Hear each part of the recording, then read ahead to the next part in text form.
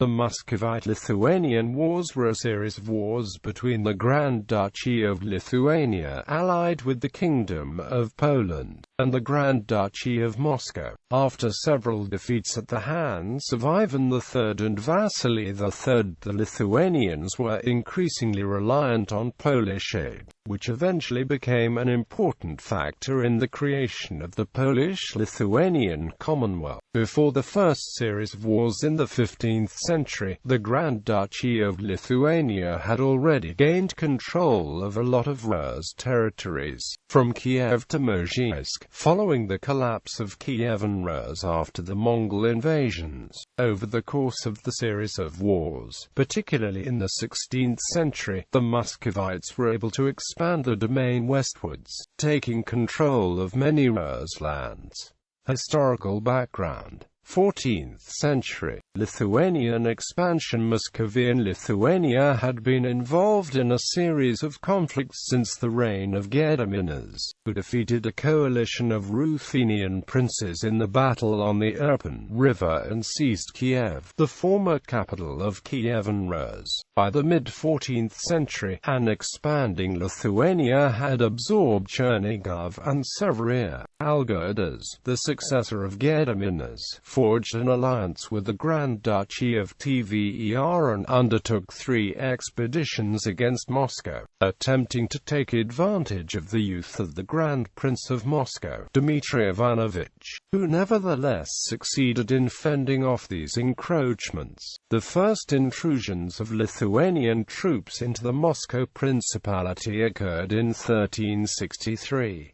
In 1368, Algirdas carried out the first major expedition against Moscow, having devastated the Russian borderland. The Lithuanian prince routed the troops of the Prince of Starodub Semyon Dmitrievich Krapiva and Prince of Obolensk Konstantin Yuryevich. On November 21, Algirdas routed the Moscow sentry troops on the river Trosna. However, he could not seize the Moscow Kremlin. The troops of Algirdas ruined the area around the city and captured a significant portion of the Muscovite population. In 1370, Algirdas made another expedition against Moscow.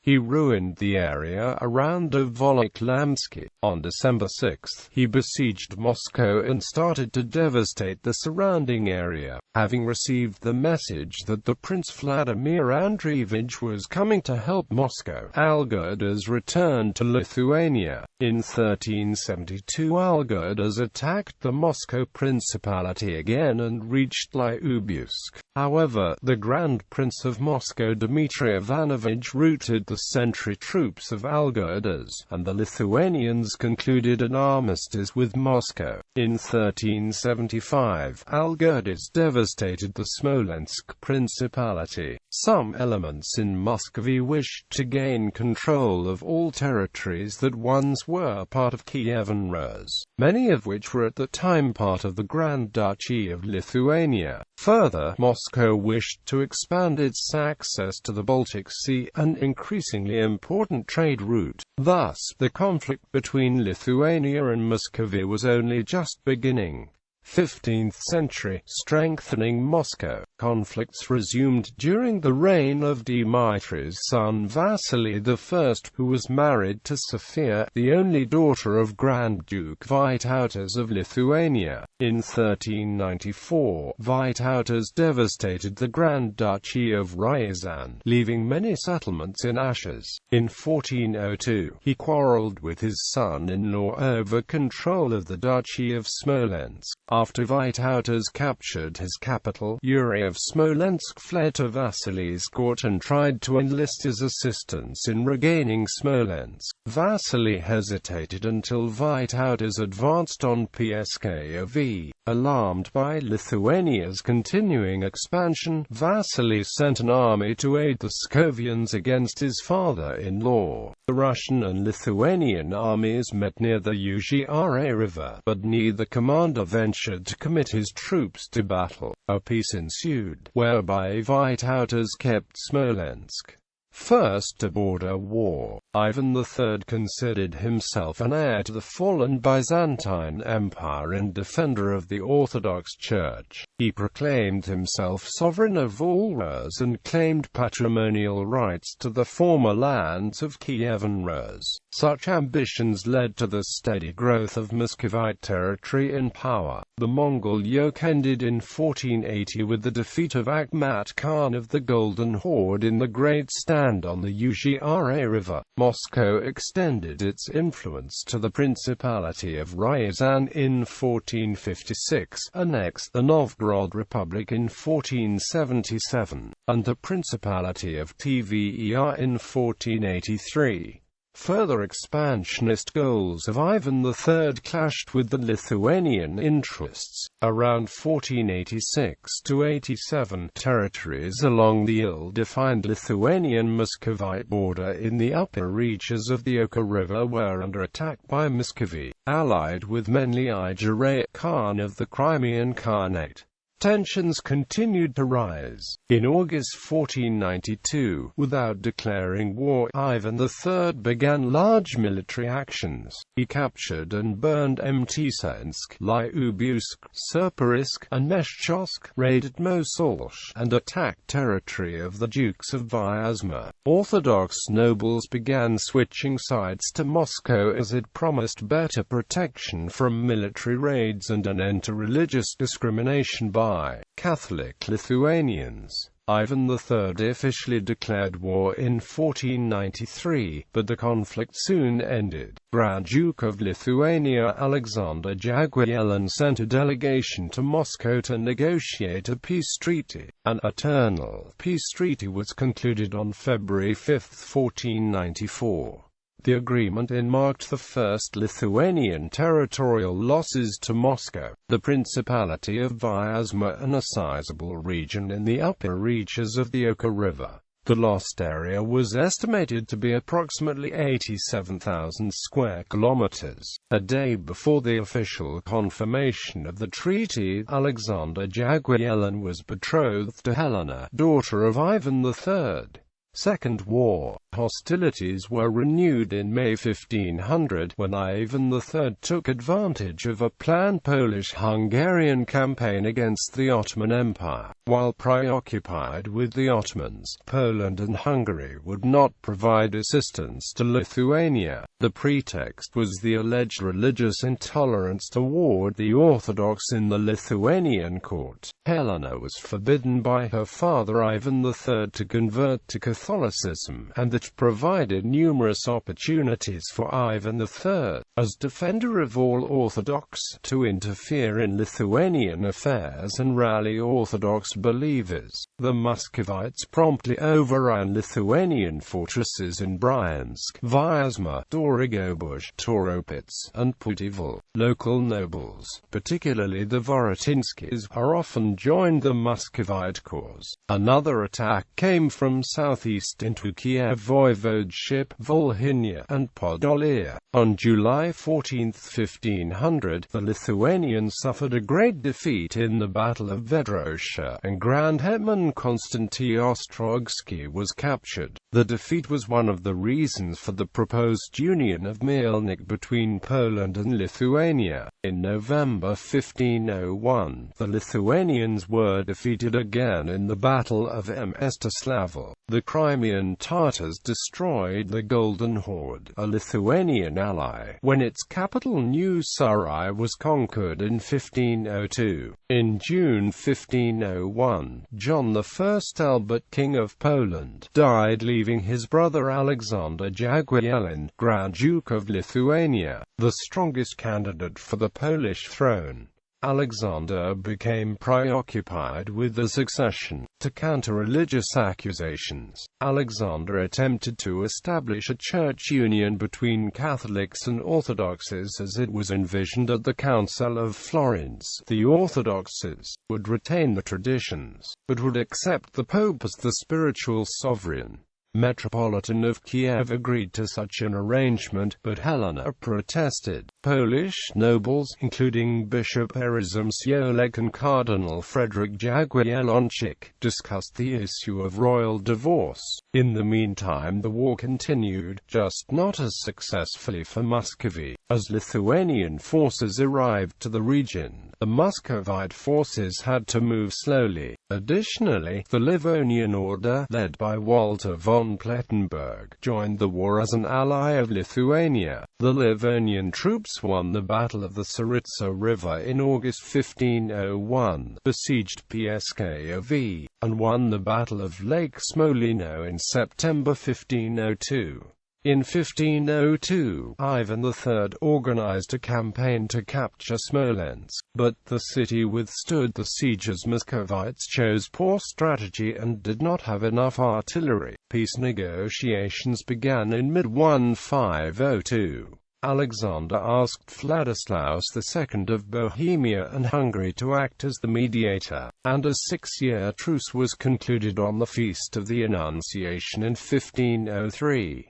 The Grand Duchy of Lithuania lost approximately 210,000 square kilometers, or a third of its territory. Chernihiv, Novhorod-Cheversky, Starodub, and lands around the Upper Oka River. Russian historian Matvey Kuzmich-Lyubovsky counted Lithuanian losses at 70 volosts, 22 towns, and 13 villages. The Lithuanians also acknowledged Ivan's title, Sovereign of all Rus.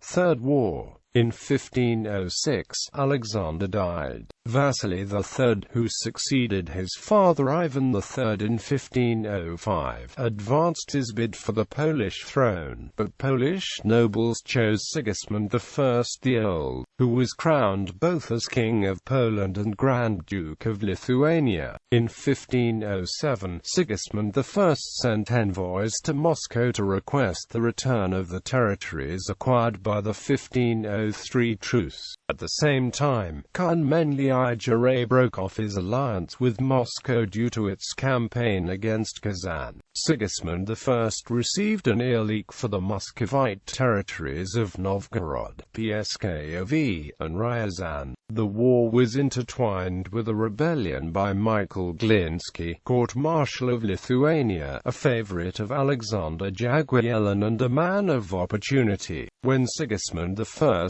the Old succeeded Alexander in 1506, he did not show the same favors to Glinski. Jan Georgievich Zabzhazinsky, voivode of Trakya and Glinski's old political opponent, accused Glinski of treason. He alleged that Glinski poisoned Grand Duke Alexander and had ambitions of becoming king himself. Glinski then organized a rebellion, murdered Zabzhazinsky in February 1508, and declared himself defender of the Orthodox faith. His followers unsuccessfully attacked the Kaunas castle in an attempt to liberate the prisoner Ahmad Khan of the Great Horde. Glinski then established himself in Tver and contacted Vasily III. Glinski started retreating towards Moscow and attempted to capture Minsk, Slutsk, Mstislav, and Krakow. He only managed to take Mazia when his relative opened the gates. Near Orsha, he joined with Muscovite forces but was defeated by Konstanty Ostrogsky, Grand Hetman of Lithuania. This series of defeats demonstrated the rebellion, despite its claims to protect the rights of the Orthodox,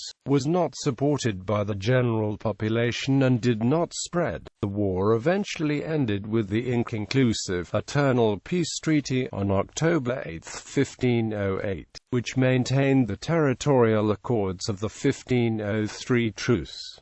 Fourth War. Despite the peace treaty, the relationship between two countries remained tense. Sigismund I demanded extradition of Michael Glinski for trial, while Vasily III demanded better treatment of his widowed sister Helena. The Vasily also discovered that Sigismund was paying Khan Menlyi to attack the Grand Duchy of Moscow. At the same time, Albert of Prussia became the Grand Master of the Teutonic Knights and was unwilling to acknowledge Poland's suzerainty as required by the Second Peace of Thorn. The tension eventually resulted in the Polish-Teutonic War and allied Maximilian I, Holy Roman Emperor, with Vasily III. In December 1512, Muscovy invaded the Grand Duchy of Lithuania, seeking to capture Smolensk, a major trading center. The first 6 and 4-week sieges in 1513 failed, but the city fell in July 1514.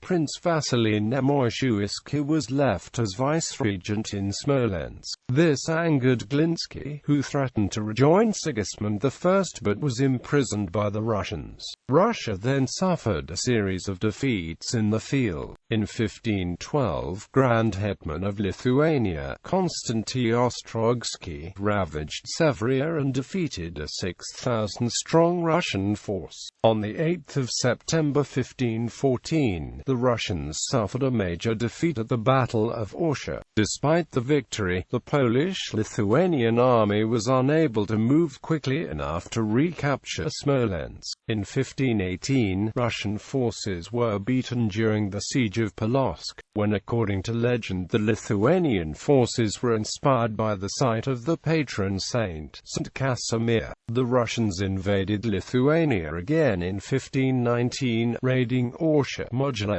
Minsk, Vitebsk, and Polotsk. By 1521, Sigismund had defeated the Grand Master and allied with the Kazan and Crimean Tatar hordes against Moscow. Crimean Khan Mehmed I Jure carried out a ruinous attack on the Moscow Principality, resulting in a commitment from the Grand Prince to pay tribute. The Lithuanian troops led by Dashkovich participated in the attack and tried to take Ryazan. In 1522, a treaty was signed that called for a 5-year truce, no prisoner exchange, and for Russia to retain control of Smolensk. The truce was subsequently extended to 1534. Fifth of Starodub War. Upon Vasily's death in 1533, his son and heir, Ivan IV, was only 3 years old. His mother, Elena Glinskaya, acted as the regent and engaged in power struggles with other relatives and boyars. The Polish-Lithuanian monarch decided to take advantage of the situation and demanded the return of territories conquered by Vasily III.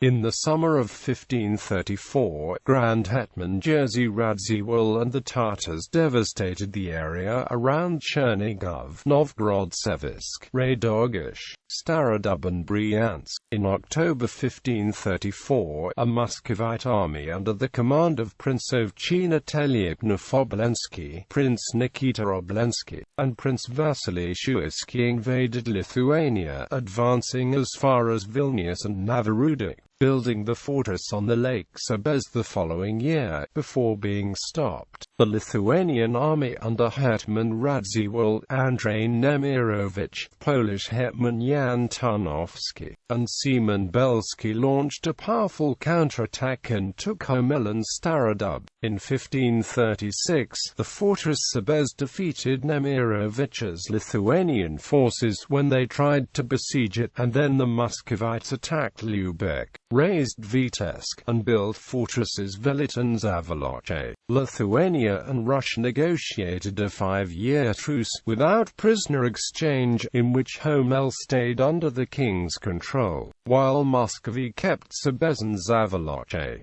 Livonian War. In 1547, the Grand Duchy of Moscow officially became known as the Tsardom of Russia, with Ivan IV being crowned as Tsar and ruler of all Rus. Gathering the ethnically Russian lands of the former Kievan Rus becomes an official policy of the Russian state. The next war may be seen as part of the Northern 7 Years' War or the larger Livonian War, as it involved most of the powers around the Baltic Sea. During the reign of Sigismund II Augustus in Poland and Lithuania, Tsar Ivan IV invaded Livonia, first in 1568 when the Livonian Knights sought alliance with Poland and Lithuania. The Poles and Lithuanians were able to defend only southern in Livonia. At first, Lithuania and Poland were allied with Denmark and fought against the Tsardom of Russia allied with Sweden. After several years the coalitions changed and Poland and Lithuania allied themselves with Sweden against Russia and Denmark.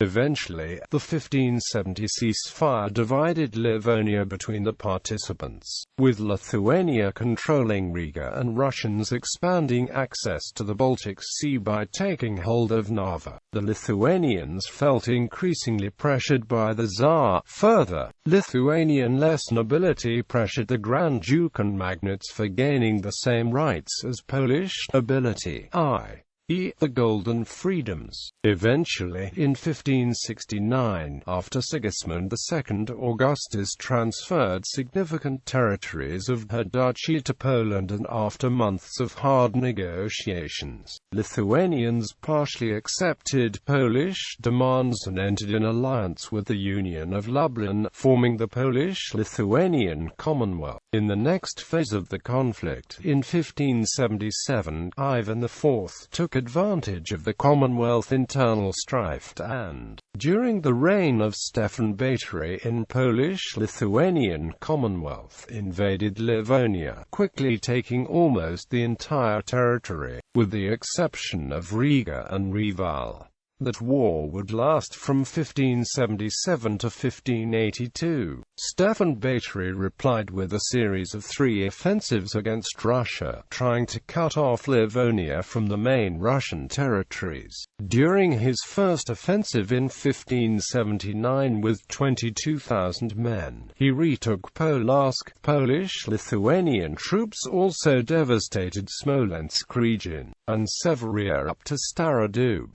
During the second, in 1580, with 29,000-strong army Stefan Batory took Velip Usvyat Velikia Luki. In 1581 the Lithuanians burned down Stara Russa. With a 100,000-strong army Stefan Batory started the siege of Pskov but failed to take the fortress. The prolonged and inconclusive siege led to negotiations, which with the aid of papal legate Antonio Pozzevino ended in the Peace of Jamzapolski, in which the Tsar renounced his claims to Livonia and Polotsk but conceded no core Russian territories.